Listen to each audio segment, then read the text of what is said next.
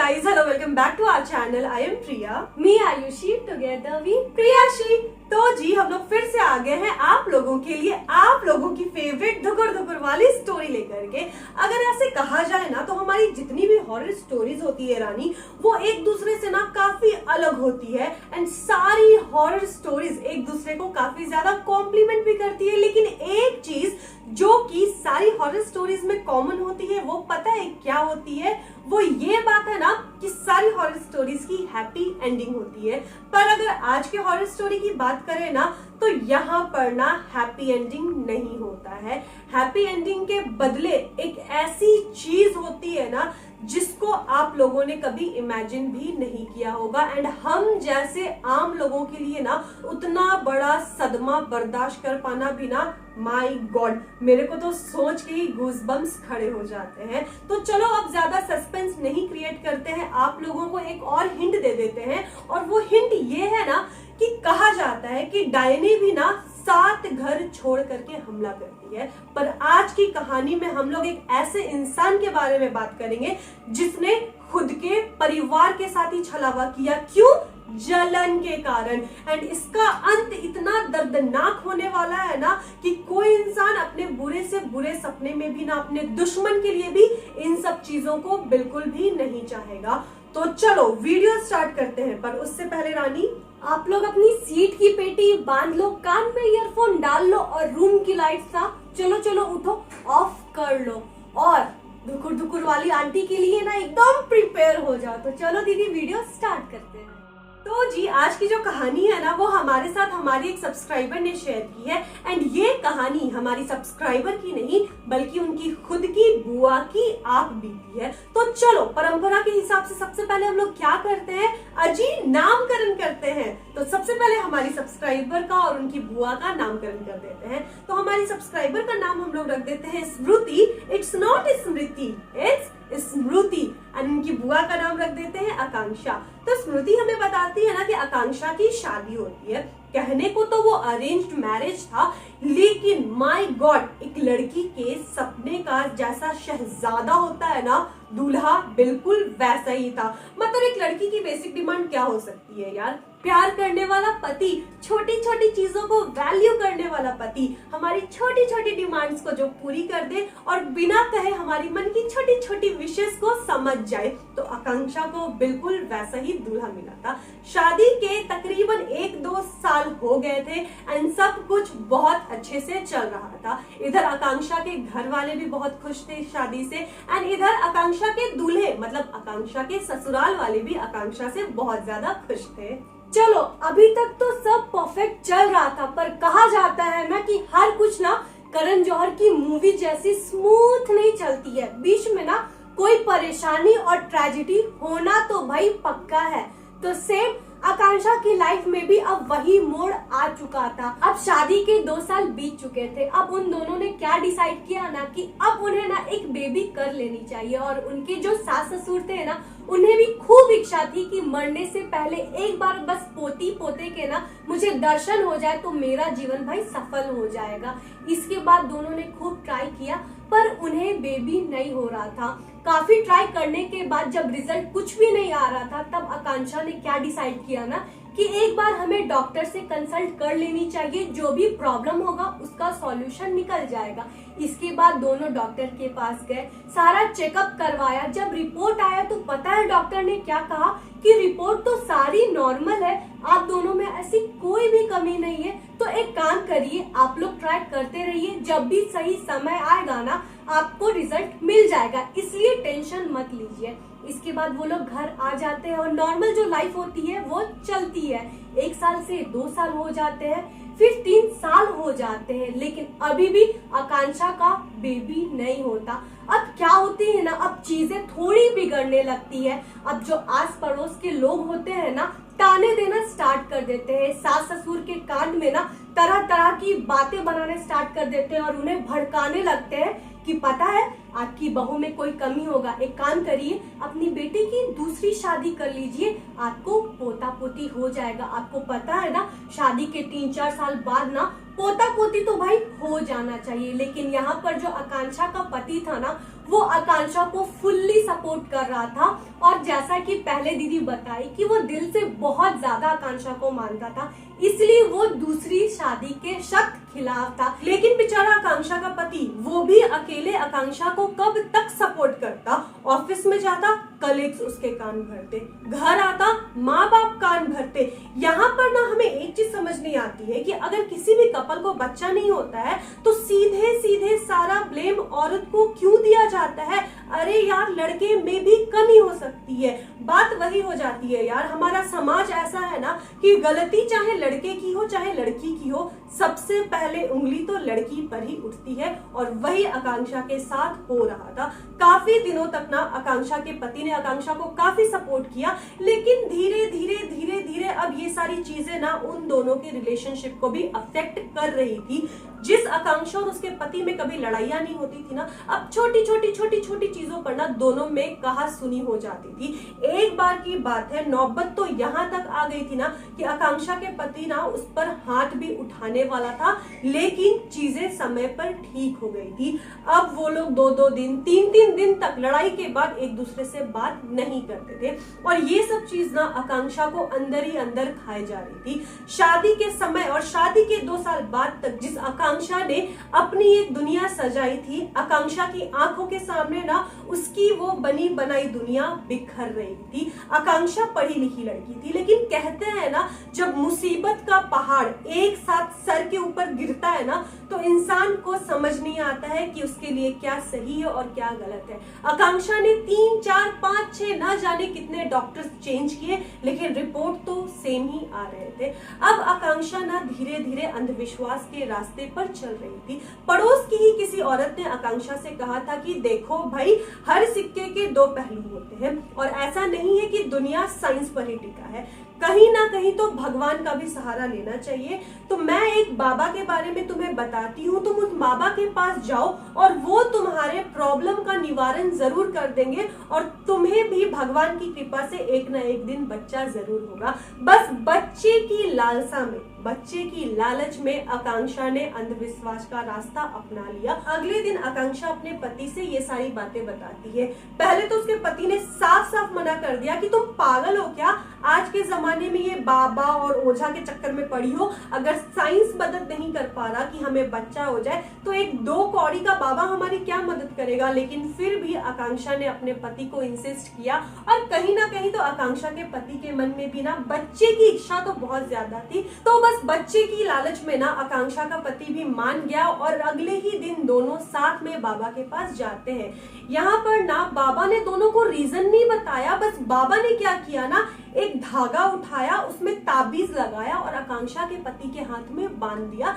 आकांक्षा के पति और आकांक्षा ने पूछा कि बाबा क्या प्रॉब्लम है, हमें बच्चा क्यों नहीं हो रहा है। तो बाबा ने क्या कहा ना कि बेटा तुम लोग आम खाओ, गुठली क्यों गिन रहे हो, और ऐसा कह के उन्हें भेज दिया और उन्हें बोला कि भगवान का आशीर्वाद तुम्हारे ऊपर है, जाओ, तुम्हें भी कभी ना कभी तो बच्चा हो ही जाएगा। और ऐसा सुनने के बाद आकांक्षा और उसके पति घर आ जाते हैं और कहीं ना आकांक्षा के मन में ना अब विश्वास बहुत ज्यादा बंद गया था। पता नहीं क्यों उसके मन में ना एक पॉजिटिव एनर्जी आ गई थी। अब इसे आप बाबा के उस ताबीज का ना करिश्मा कहो या फिर परफेक्ट टाइम। कुछ दिन बाद खबर आती है कि आकांक्षा प्रेग्नेंट है। ये खबर सुनने के बाद ना अब आकांक्षा का जो पैर था ना वो 7वें आसमान पे पहुंच चुका था, जिसके लिए वो इतने मुश्किलें झेल रही थी ना, फाइनली अब सारी चीजें ठीक होने वाली थी। अब आकांक्षा से वेट नहीं हो रहा था कि कब उसके पति ऑफिस से घर आए और कब ये गुड न्यूज ना वो अपने पति के साथ शेयर करे। और कहीं ना आकांक्षा ये एक्सपेक्ट कर रही थी कि हमारे लाइफ में जो अभी जितनी प्रॉब्लम्स चल रही है ना, वो इस खबर के बाद ना सारी ठीक हो जाएंगी। और इसके लिए पता आकांक्षा ने क्या किया था, पूरा सरप्राइज प्लान किया था, अच्छे से अपने रूम को डेकोर किया था। जैसे ही आकांक्षा का पति ना शाम में घर आता है और आकांक्षा ना उसे रूम में बैठा के वो सरप्राइज के साथ गुड न्यूज जैसे ही बताती है ना, सारी चीजें उल्टी हो जाती है। वो न्यूज सुनने के बाद आकांक्षा का पति ना अचानक से आग बबूला हो जाता है और वो आकांक्षा पे ना चिल्लाने लगता है। वो क्या बोलता है कि ऐसे कैसे बाबा के पास आके तुम प्रेग्नेंट हो गई, कहीं बाबा के साथ तुम्हारा चक्कर तो नहीं चल रहा है ना, अभी तक तो तुम प्रेग्नेंट नहीं हो पा रही थी। और ये सारी चीजें ना आकांक्षा को कहीं ना बहुत ज्यादा हर्ट कर देती है, लेकिन फिर भी आकांक्षा ना कुछ नहीं बोलती। वो क्या सोचती है कि एक बार ना मेरा जो बच्चा है वो मेरी गोद में आ जाएगा ना, तो मैं भी उसका मुंह देख के उनका जो पति है ना वो ठीक हो जाएगा। और इसी उम्मीद से ना वो पूरे 9 महीने सारी चीजें झेलती है। पर उसका जो पति था ना, उसकी हालत सुधरने के बजाय वो और ज्यादा ना बिगड़ते जा रहा था। अब वो आकांक्षा को गंदी गंदी गालियां देने लगा था और उसके साथ ना बहुत ही बुरा बर्ताव करने लगा था। 9 महीने का जो टाइम होता है ना, वो पूरा आकांक्षा ने अकेले सहा था और अकेले सफर किया था। वही पति जो शादी के एक दिन बाद से ना आकांक्षा के हर कदम में उसका साथ देता था, अब वो आकांक्षा की शक्ल देखना भी पसंद नहीं करता था, ना रात में उसके साथ सोता था। लेकिन फिर भी आकांक्षा ने जो 9 महीने का वो टाइम था ना, वो अकेले सहा और उनके घर में फाइनली एक छोटी सी प्यारी सी बच्ची भी आ जाती है। और वो छोटी सी बच्ची ना केवल आकांक्षा के लिए एक बेटी नहीं थी, बल्कि आकांक्षा की उम्मीद थी। आकांक्षा को उस बच्ची से उम्मीदें थी कि बच्ची के आने के साथ साथ उसके लाइफ की खोई हुई सारी खुशियां भी वापस आ जाएगी। लेकिन फिर भी स्थिति में कोई सुधार नहीं हुआ। अब आकांक्षा का पति ना हॉस्पिटल में उससे मिलने के लिए भी नहीं आता है। आकांक्षा के पति ने साफ साफ डिनाई कर दिया कि ये मेरी बेटी नहीं है। आकांक्षा के पति ने कहा कि जिस बाबा की बेटी है ना, तू जा उसी बाबा के साथ रह, और आकांक्षा को ना अपने मायके भेज दिया। यहाँ पर आकांक्षा ना पूरी तरीके से टूट चुकी थी। अब आकांक्षा के लाइफ में ना उसे चारों ओर अंधेरा ही अंधेरा दिख रहा था, ना कोई प्रेजेंट दिख रहा था, ना कोई फ्यूचर दिख रहा था। अगर आकांक्षा अकेले होती तो शायद लाइफ में अकेले सरवाइव भी कर लेती, पर एक छोटी सी बच्ची, उसकी लाइफ भी अब बर्बाद हो रही थी। अब आकांक्षा को ना कुछ नहीं समझ में आ रहा था, कुछ नहीं पता चल रहा था कि उसे क्या करना चाहिए, क्या नहीं करना चाहिए। लोग तो तरह तरह की बातें करते हैं, तरह तरह के लोग आकांक्षा के पास आते थे और आके उसे दिलासा देते थे, कोई बात नहीं बेटा, सब ठीक हो जाएगा, सब ठीक हो जाएगा। लेकिन लोगों के दिलासा देने से आकांक्षा की जिंदगी तो नहीं संवरने वाली थी ना। तब आकांक्षा के मन में ना अचानक से एक दिन बैठे बैठे ख्याल आता है कि क्यों ना उन्हीं बाबा के पास जाया जाए, क्योंकि वही बाबा थे जिसके कारण आकांक्षा को ये बेटी हुई है। वैसे तो आकांक्षा इन सब अंधविश्वास में बिल्कुल भी बिलीव नहीं करती थी, पर आकांक्षा इस बात से डिनाई भी नहीं कर सकती थी कि बाबा के कारण ही उनकी बेटी आई है, तो शायद आगे की चीज भी बाबा ही ठीक करे। क्योंकि जब आकांक्षा पहली बार बाबा के पास गई थी ना, तो बाबा ने एग्जैक्ट रीजन नहीं बताया था कि आखिर उन्हें बेबी क्यों नहीं हो रहा था। आकांक्षा अगले दिन डिसाइड करती है कि वो बाबा के पास जाएगी और सारे रीजंस पूछेगी। आकांक्षा बाबा के पास जाती है और बाबा के पास जाने के बाद ना आकांक्षा ने बाबा को सारी बातें बताई कि इन 9 महीने में आकांक्षा के साथ क्या क्या हुआ। बाबा के आशीर्वाद से बेबी तो हो गया, लेकिन आकांक्षा की लाइफ और भी ज्यादा हेल बन गई। यहाँ पर आकांक्षा ने बाबा से बहुत ज्यादा रिक्वेस्ट की कि बाबा क्या रीजन था, प्लीज मुझे बता दीजिए। तो बाबा ने आकांक्षा को पता है क्या बताया? बाबा ने आकांक्षा को सीधे सीधे से पूछा, अच्छा बेटा मैं तेरे से एक बात पूछता हूँ, सही सही जवाब देना। आकांक्षा ने बोला कि हाँ बाबा बताइए। बाबा ने आकांक्षा से पूछा कि अच्छा एक बात बता दे, तेरे घर में लगभग 6-7 या 8 साल पहले हाल फिलहाल में किसी की भी ऐसे अचानक से मौत हुई है क्या? मतलब कोई भी समय से पहले मरा है क्या? तब आकांक्षा ने सोचा कि नहीं, मेरे ऐसे जानने में तो किसी की मौत नहीं हुई है। तब तक आकांक्षा के दिमाग में ना एक चीज क्लिक करती है कि हाँ, आकांक्षा की शादी के ना 1.5-2 साल पहले उसकी बड़ी जेठानी की मौत हुई थी। मतलब कि आकांक्षा के पति के बड़े भाई की बीवी की। अगर मौत का रीजन पूछा जाए तो आकांक्षा ने बोला कि बाबा मुझे उतना तो अच्छे से नहीं पता कि उनकी मौत क्यों हुई थी, पर हाँ इतना पता है कि उन्होंने जहर खा लिया था। ऐसा कहा जाता है ना कि उनके पति शायद एक्स्ट्रा मैरिटल अफेयर में थे, और पता नहीं बहुत सारी बातें कही जाती है, लेकिन मुझे एग्जैक्ट रीजन नहीं पता। तो यहाँ पर बाबा ने पता है क्या बोला कि वही जो जेठानी है ना, उसी की आत्मा है जिसके कारण से ये सब जो स्यापा है आकांक्षा की लाइफ में हो रहा है। हमें पता है आपको समझ में नहीं आया होगा कि आखिर जेठानी का आकांक्षा के लाइफ से क्या रिलेशन है, तो अब जरा बात ध्यान से सुनो। यहाँ पर बाबा ने क्या बताया कि जब तुम और तुम्हारे पति मेरे पास सबसे पहले आए थे ना, तो मैंने तुम्हारे पति को एक ताबीज दिया था, और वो ताबीज मैंने तुम्हारे पति को इसीलिए दिया था क्योंकि उस जेठानी की नजर तुम्हारे पति पर थी, और तुम दोनों के जाने के बाद तुम्हारी जेठानी की आत्मा से मेरी बात हुई। वो मेरे सपने में आई और उसने मुझे ये कहा कि बाबा तूने ताबीज तो दे दिया, लेकिन इस आदमी को मुझसे कोई नहीं बचा सकता।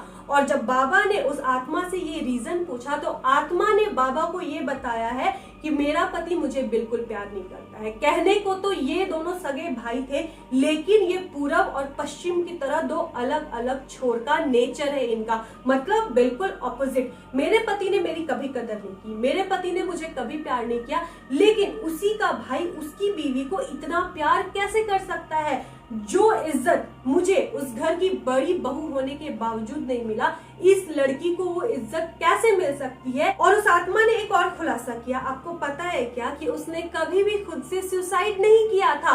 उस आत्मा के पति ने जबरदस्ती मौत से पहले उससे सुसाइड लेटर लिखवाया, उसमें उसका सिग्नेचर लिया और उसे जबरदस्ती जहर खिला दिया। और उसके बाद अभी जो आकांक्षा की जेठानी है ना, वो वही औरत है जिससे उसके जेठ जी का एक्स्ट्रा मैरिटल अफेयर था। मतलब बीवी को मारने के बाद उसने अपनी गर्लफ्रेंड से शादी कर लिया और तब से उसकी आत्मा भटक रही थी।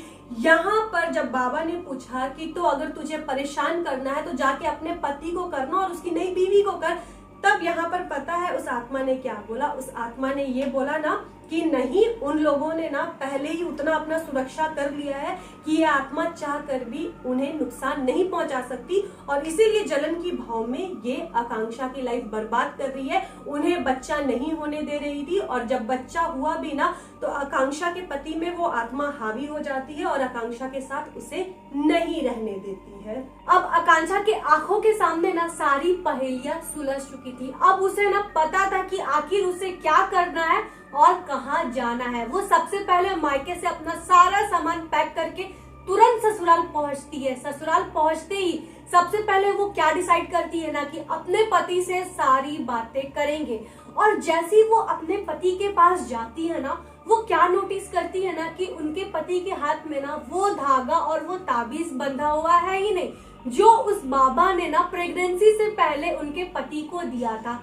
इसके बाद फिर भी आकांक्षा हिम्मत करके ना अपने पति के पास जाती है और डिस्कस करती है कि एक काम करिए ना, मेरे को ना एक बाबा के पास जाना है, तो क्या आप मेरे साथ चल सकते हैं? प्लीज 1-2 घंटे का टाइम है। लेकिन यहाँ पर फिर से आकांक्षा का जो पति था ना, उसे खूब डांट देता है और क्या बोलता है ना कि तुम फिर से यहाँ मेरे घर में क्यों आई हो? तुम तो अपने घर जा चुकी थी ना, तो मेरे को ना अपना शक्ल मत दिखाओ और तुरंत यहाँ से भागो। फिर भी आकांक्षा ना चुपचाप से अपने कमरे में चल जाती है और आकांक्षा का जो पति है वो ऑफिस चल जाता है। लेकिन फिर भी आकांक्षा पूरे दिन वेट करती है कि कब उसका पति ऑफिस से घर आए और कब वो दोबारा ना अपने पति को इंसिस्ट कर पाए बाबा के पास जाने के लिए। लेकिन वेट करते करते ना आकांक्षा की आंख कब लग जाती है और वो कब सो जाती है उसे पता भी नहीं चलता है। इसके बाद ना रात के 2 से 2:30 बज जाते हैं। आकांक्षा को क्या फील होता है ना कि उसके पैर के नीचे ना कोई बैठ के सुबह सुबह के रो रहा है। अचानक से आकांक्षा की ना आंख खुल जाती है। वो क्या देखती है, उसका जो पति है ना वो नीचे आकांक्षा के पैर के पास बैठ के ना खूब रो रहा है। इसके बाद ना आकांक्षा तुरंत से उठ के अपने पति को ना अपने पास बैठाती है और पूछती है कि क्या हुआ, आप ऐसे अचानक से रो क्यों रहे? इसके बाद ना आकांक्षा का जो पति था ना उसे जोर से गले लगा लेता है और उसके बाद बोलता है कि आकांक्षा मुझे माफ करो, मेरे को बिल्कुल भी समझ में नहीं आ रहा है कि मेरे साथ क्या हो रहा है। हम तुमको इतना जो तकलीफ दे रहे हैं ना, मेरे बस में कुछ भी नहीं है। वो मेरे को बहुत ज्यादा डरा रही है, वो मेरे को तुम्हारे पास आने नहीं दे रही है और वो मुझे ये भी धमकी दे रही है ना कि अगर हम तुम्हारे साथ रहेंगे ना तो वो हमारे बच्चे को भी ले जाएगी। तो आकांक्षा अभी तक अगर हम तुमको जितना भी तकलीफ दे रहे होंगे ना तो प्लीज मेरे को माफ करना, लेकिन सच में हम तुमसे बहुत प्यार करते हैं और हम तुम्हें तकलीफ में नहीं देख सकते हैं। यहाँ पर ना आकांक्षा को अपने पति की ऐसी हालत देख करके काफी ज्यादा बुरा लगता है। शादी के इतने साल हो चुके थे ना, फिर भी आकांक्षा ने कभी भी अपने पति की आंखों में आंसू नहीं देखा था। यहाँ पर आकांक्षा अपने पति को हिम्मत देती है और उनसे कहती है कि आप टेंशन मत लो, अब मैं आ गई हूँ ना, कोई भी हमारा कुछ नहीं बिगाड़ सकता है। एंड उसकी क्या हिम्मत कि वो हमारी बच्ची को ले जाए। आप कल सवेरे सवेरे मेरे साथ बाबा के पास चलो, उसके बाद देखो उसकी क्या हालत करते हैं हम लोग, और आप टेंशन मत लो, अब चलो सो जाते हैं, सुबह सुबह हमें बाबा के पास भी जाना है। ऐसा कह के आकांक्षा और उसके पति दोनों सो जाते हैं। इस बीच पता है क्या होता है, आकांक्षा तो सो जाती है पर उसके पति ने जहर खा लिया था। जब सवेरे सवेरे 6 बजे आकांक्षा की नींद खुलती है ना, तो वो बगल में अपने पति को मरे हुए हालत में देखती है और उसके पति के मुंह से ना झाग फेंक रहा था।